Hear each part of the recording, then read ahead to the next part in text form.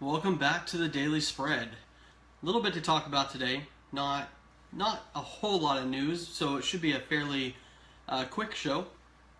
But there's a couple things to mention here.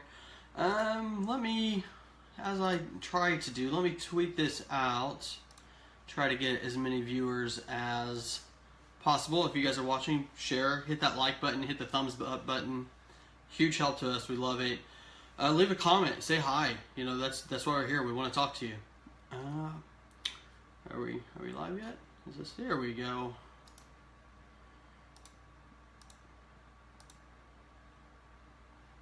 All right.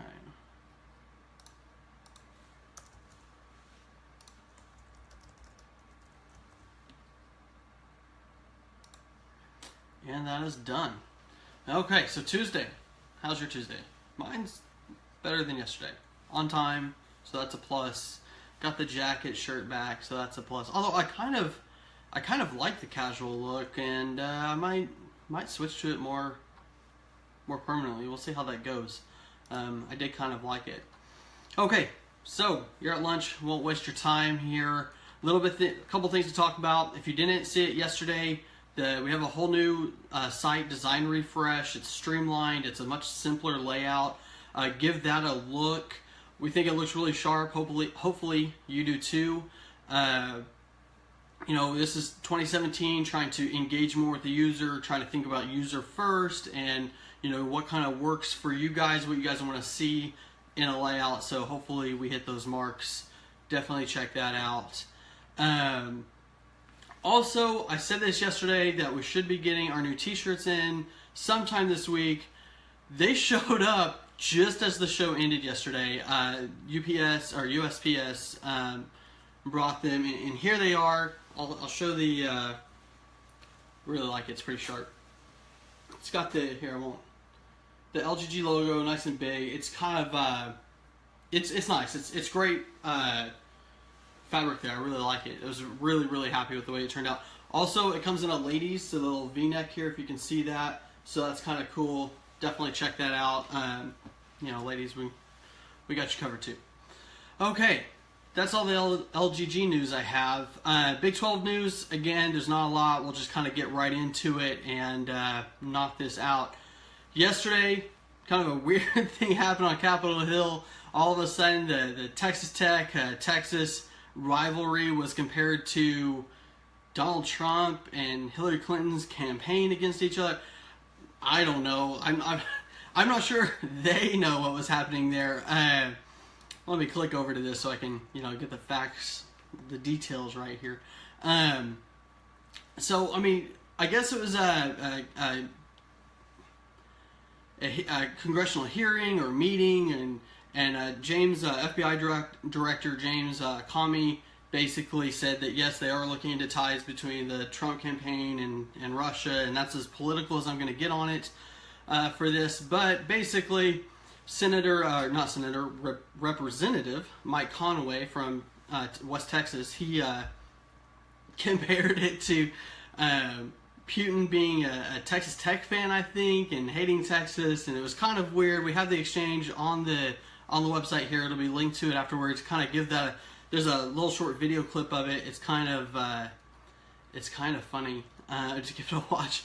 But the real winner of the day was Texas Tech, because they they tweeted out a little highlight of the rivalry, obviously in their favor, and it said, "Not sure what's going on at the moment, but we want the Red Raiders to win and our opponents to lose." I mean, I thought it's kind of funny, fantastic, and that's where we're at with today's news. It's kind of a slow news day. Okay, moving on from there, we got that link. Definitely check that out. Kind of a little bit cooler on the front page here. Went up really early this morning. It's a look at the Sooners' 2017 schedule. What should their expectations be? Baker Mayfield returns, but who's he going to throw it to? Who's going to run the ball? We look at the schedule and look to see where they might have problems. Are there trap games? Who's beatable? Who's a likely loss? The Sooners don't have likely losses, so that part's kind of throw that out of there. But there are going to be some tough games. Their non-conference is They host UTEP, and then they have to travel the next week. They have to travel to Ohio State. That's going to be a really tough game, especially as the Sooners try to figure out some pieces of their offense and how that's going to go. Then they have Tulane after that. Tulane, it should be an easy win there. Nothing crazy, but you can't let Ohio State beat you twice, so you got to come out sharp. The Sooners, they open Big 12 play at Baylor. Then they host Iowa State.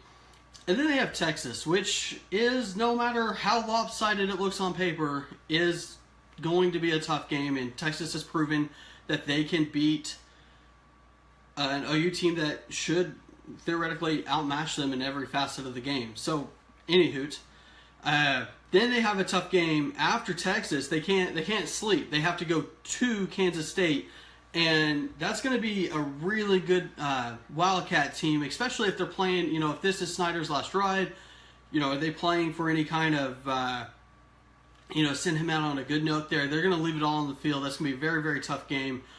Then they got Texas Tech, which, the way things look now, should be a win for the Sooners. Then they have Oklahoma State, and they have to travel to Stillwater. Their road games are tough this year. Kansas State, Oklahoma State on the road, those are the two other major contenders for the conference, so that's going to be tough for the Sooners. And the TCU at Kansas, which we've all seen can surprisingly be tough for some teams, and then West Virginia to close the season. It could be a special year for the Sooners, but they definitely have their work cut out for them. We have that review. Kind of go to the website there. We'll have it linked here after this, so definitely check that out. Speaking of OU, we'll close the show today with the last piece of news. I don't really think it's that big of a deal, but people like Yahoo and other people are writing it up and whatever.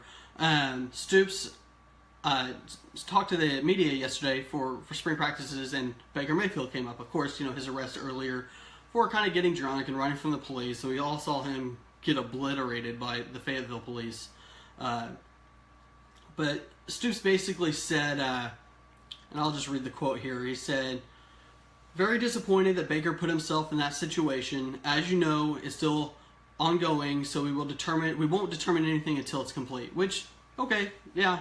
I mean, I don't know why that's news, because it's kind of what we expected to happen.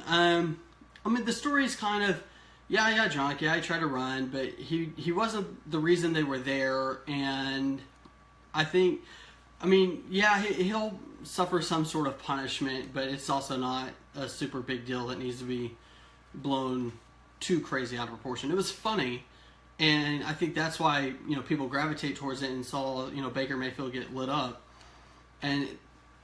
But other than that, it's not a huge season derailing, he should be suspended forever kind of incident we're talking about here. Maybe a game suspension if Stoops is feeling particularly harsh, so we've talked about that before. We won't get too much into it, but not a big surprise there, but it is news, so we'll talk about it a little bit. I don't think anything else has come up. Some bad news for Oklahoma State fans. It looks like Juwan Evans, their point guard, is headed to the NBA, now that Brad Underwood has tucked tail and left the program and the way he did. Yeah, not a huge news days. We'll be back tomorrow. If you like the video, hit the like button. If you didn't like it, well, tell us why, and hopefully we make it better, or whatever. But definitely hit the share, hit the like. That's a huge help to us. If you're watching this later on YouTube, hit the subscribe button. That's a huge help. Thanks, guys. See you tomorrow.